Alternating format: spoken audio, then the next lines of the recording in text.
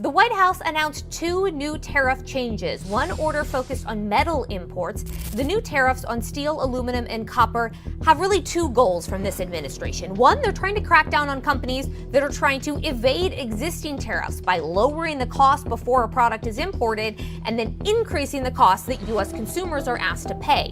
Secondly, they're also trying to make it easier to calculate whether tariffs are due for products that are only partially made of the metals. So on raw materials, the tariff rate will be 50%. But for products that only include some metal, the tariffs could range from 0 to 25%, depending on how much steel, aluminum, or copper is in the finished product and depending on where the finished product is coming from. This isn't a warning, it's happening now. The Trump administration just changed how massive 50% tariffs are calculated.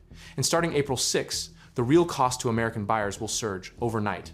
For Canadian producers, already crushed by these tariffs, the damage isn't coming. It's already spreading and getting worse.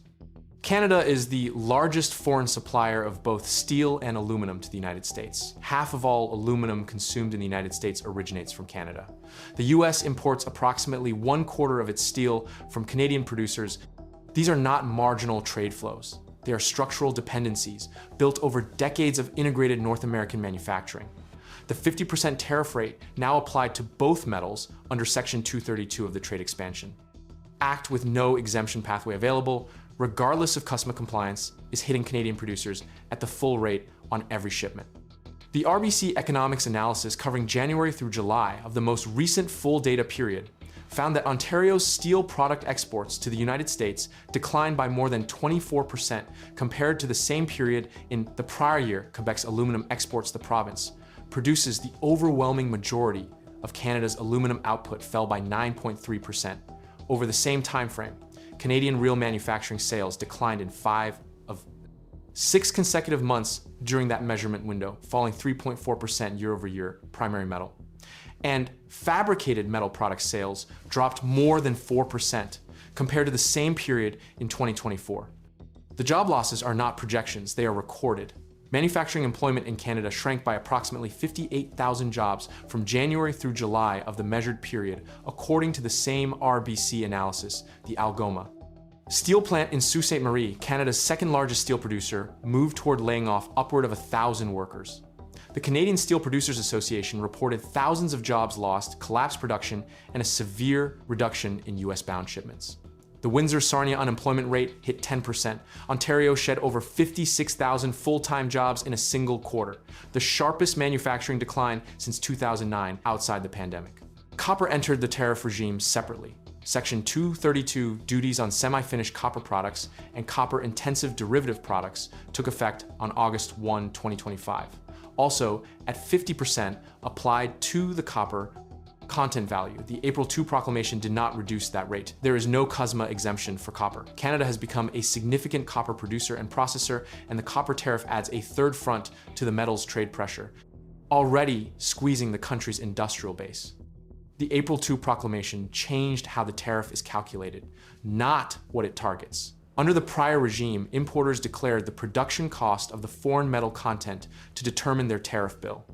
Trump administration officials stated explicitly that foreign exporters had been artificially deflating those declared values to reduce tariff payments to the new proclamation.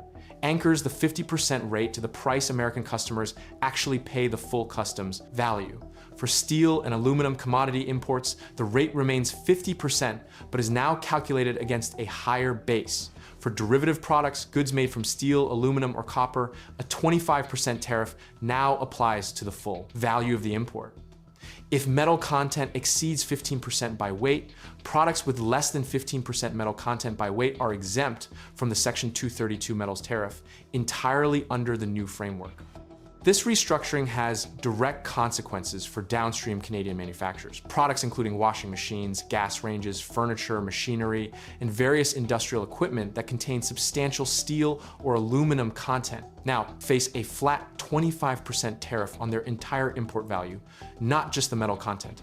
In August 2025, the Commerce Department had already added more than 400 product codes to the Section 232. derivative tariff lists expanding coverage to include furniture, machinery, and other downstream goods, Canadian manufacturers producing finished goods with significant metal content are now exposed on both the raw material input side and the finished product export side simultaneously. Canada's retaliatory response to the 50% steel and aluminum tariffs has been in place since September 2025.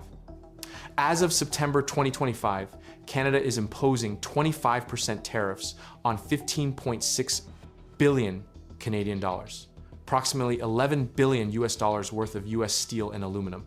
The Buy Canadian procurement policy announced in December 2025 requires all federal government contracts exceeding $25 million to prioritize Canadian workers and industries, directly locking American steel and aluminum suppliers out of government procurement channels. Unifor Canada's largest private sector union representing workers in auto, steel, and manufacturing called for immediate additional countermeasures when the 50% metal tariffs took effect in June 2025. These tariffs are a direct blow to aluminum workers in Quebec and across Canada, said Unifor Quebec Director Daniel Cloutier. They threaten good union jobs and destabilize an industry that plays a critical role in the North American economy.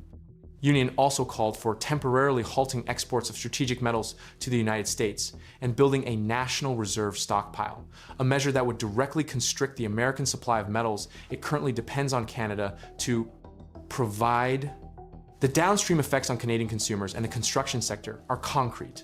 Steel and aluminum are embedded in residential and commercial construction at every stage: structural framing, roofing systems, mechanical infrastructure, electrical conduit, HVAC systems, and appliances. When Canadian producers face 50% tariffs on their US-bound exports and simultaneously deal with reduced export revenues, the pressure on domestic pricing and production capacity translates into higher input costs throughout the construction supply chain. Canada is currently in the middle of a housing supply crisis, with federal and provincial governments committing billions to accelerate home construction rising. Steel and aluminum costs directly increase the per unit cost of every housing project in the country. The tariff structure currently active against Canada under Section 232, with no CUSMA exemption available and no expiry date, represents a permanent structural cost imposed on the country's most capital-intensive export industries. Steel at 50%, aluminum at 50%, copper at 50% on copper content, softwood lumber at 10%, with certain categories scheduled to increase to 50% in January 2027, upholstered furniture, kitchen, cabinets, and vanities at 25%, scheduled to increase in 2027, buses at 10%. The April 2 proclamation did not reduce a single one of those rates. It tightened the calculation methodology to capture more tariff revenue from the same flows. The administration's senior official confirmed the structural intent, stating the changes would result in some increased tariff revenue while being mostly fine for industry. For Canadian steel workers in Sault Ste. Marie, aluminum workers in Quebec, and copper producers facing a 50% export tax with no exemption pathway, the economic consequences of what Washington considers mostly fine are already visible in unemployment offices, layoff notices, and factory floor headcounts that have been falling for over a year.